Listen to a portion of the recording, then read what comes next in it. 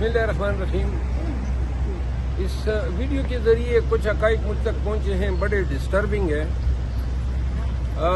5 अक्टूबर को डी चौक पे धरने के दौरान जो 1122 केपी की जो पर्सनल थी, गाड़ियाँ थी, ये लोग जब वापस जा रहे थे तो हज़रों के मकाम पे 102 ब्रिगेड के लोगों ने इनको गिरफ्तार किया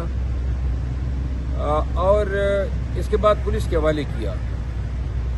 इसके बाद इनकी तकालीफ का सिलसिला शुरू हुआ, एक मुकदमा दूसरा मुकदमा, कभी एक जेल कभी दूसरे जेल। अब जब इनकी जमानत हुई, साथ में अनवरदेब खान हमारे बाजावड़ से एमपीए हैं, साबिक मिनिस्टर हैं, और दूसरे हमारे एडवाइज़र हैं, क्या नाम है उनका, जो मलक लियाकत भाई, वो इनको जब रिलीज़ हुआ तो रिलीज़ के बाद पुलिस ने बाद में रास्ते से पकड़ के इनको तरनोल लाए हैं। वहाँ पे फिर जो है अपनी गाड़ियों पे फायरिंग की है, आज की बात है, और इनको जो है अब एक नए मुकदमे में गिरफ्तार किया है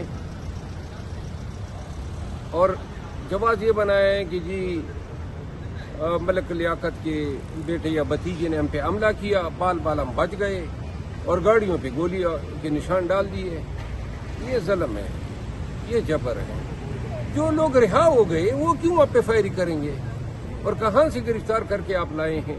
पाकिस्तान के अवाम को बताना चाहता हूँ, ये केस मैं खुद इंशाल्लाह डील करूँगा। 1122 के तमाम अलकारान, अनवरदेब खान, मलक लियाकत, और मैं इस सिलसिले में हाई कोर्ट से भी रजू करूँगा। लेकिन सिर्फ आपको ये बताना था कि ये इस हद तक गिरे हुए हैं कि जो रिहा हो रहे हैं उनको भी, और फिर सरकारी मुलाजिमीन बेचारे 1122 वो तो मेडिकल एड देते हैं, दूसरी तरफ उनका वज़ीर आला था, उनके साथ आना उनकी मजबूरी थी। ये कोई लड़ाई के लिए तो नहीं आए थे, इन्होंने हेल्प देनी थी। कोई जख्मी होता है, किसी को एम्बुलेंस में ट्रेवल करना है, फर्स्ट एड।